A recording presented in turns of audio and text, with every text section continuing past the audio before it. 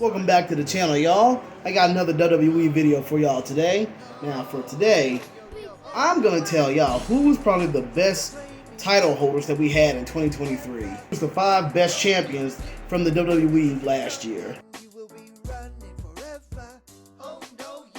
Now, I'm going to give you some honorable mentions at first. My first honorable mention, I'm going to give Rhea Ripley.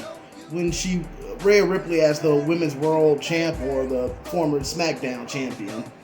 Rhea has really been booked strongly as herself, but I can agree that the way she's been booked as the champion, she isn't really building up the championship itself.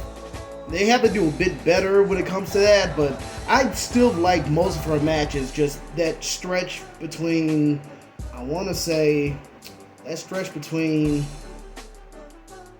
Night of Champions to, I want to say before Payback. That was a really rough period for her, and only because of how she was getting booked. And in my opinion, that was probably on Vince, or at least that's gonna be my rationale. But nah, Rhea Ripley herself is a strongly booked character. It's just her championship run needs to go better. Now, the last one on my honorable mentions list, I'm actually giving it to the D'Angelo family as tag champions. I do genuinely enjoy them and genuinely enjoy their matches and what they've done so far as a tag team. I haven't seen enough yet to really make me buy into them like that as tag champs when it comes to the 2023. But nah, so far I would say they've been the best tag champs so far when it comes to the year of 2023 in NXT. Now let's get going to the actual list itself.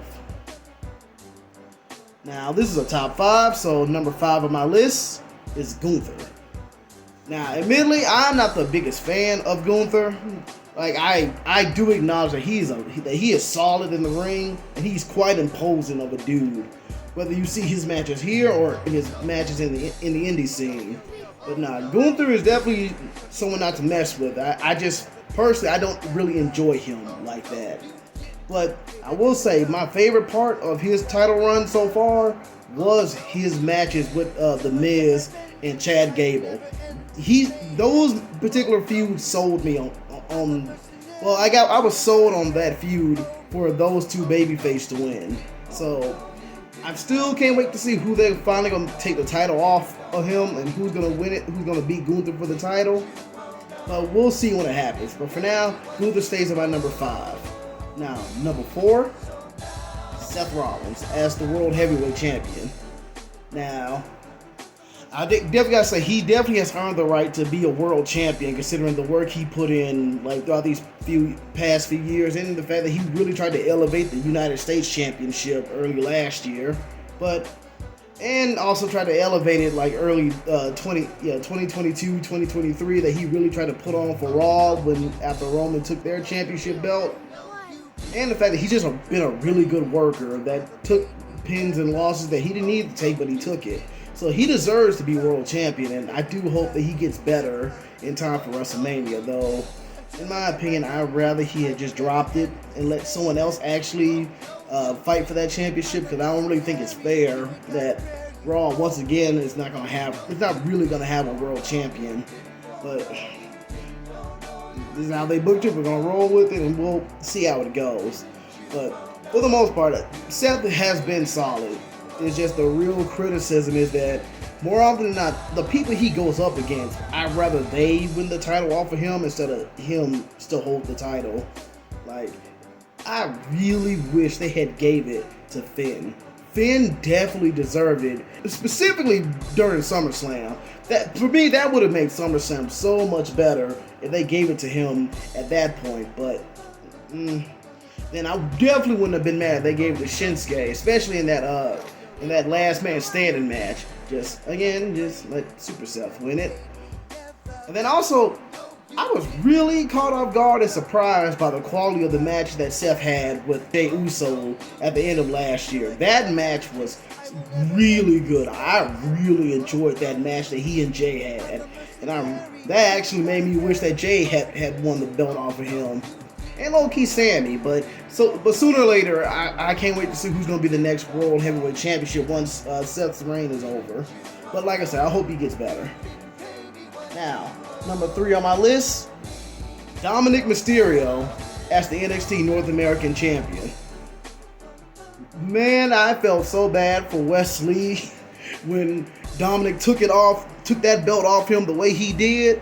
Man, I was mad for Wes, but I was also happy for Dom at the same time because I love me some Dom Mysterio. Like, I think I told y'all that besides the Bloodline, Dom and Ray's storyline plus Rhea were the reasons why I really came back into the WWE.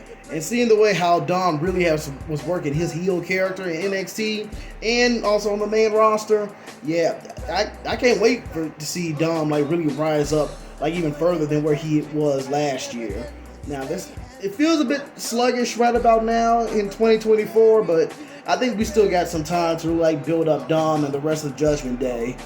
But nah, Dom was actually a really good like NXT like North American champion, especially as like a coward heel character. Like for the most part, I buy his character, and I buy it usually how he tries to win his matches through cheating and such.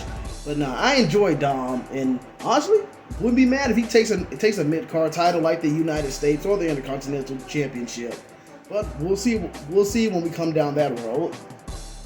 And now, my second favorite like title run of 2023 is Wes Lee's run as NXT North American Champion. Wes Lee, personally for me, was one of my favorite wrestlers of the year. So you can imagine how hurt I was, alongside how all of us was, when he had to stop wrestling because of his back issues. And I really hope that whatever treatment he gets for his back, that it goes well for him so we can still see him in the ring, because I do miss that dude. Like, that dude gave me Rock Lee vibes. That's how much I was enjoying him from his time wrestling. But no, a lot of his matches were solid, and the way he held that title and was defending it, now for me, that's a really good like babyface like open challenge run that he was having. And I hate that we're not going to see him for a long while. But like I said, I hope he gets better. But nah, Wes Lee held it down this year.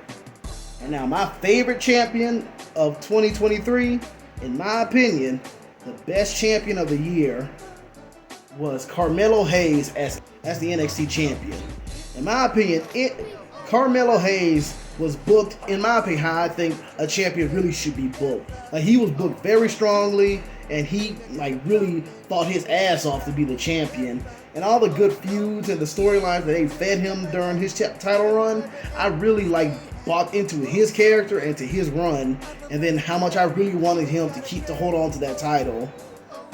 So yes, and then when he finally lost it to Ilya in their second match, again, came to me as a shock, and like a pleasant shock, because he lost it to the right person in the best way possible, in one of the best matches of the year.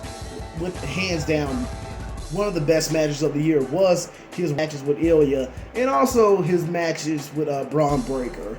So, in my opinion, Carmelo Hayes is definitely the best champion of WWE in 2023, bar none. Now, thank you for watching this video. Be prepared to see the rest of my 2023 list for WWE, and I hope y'all enjoyed yourselves. Thank you. Z Fleazy out.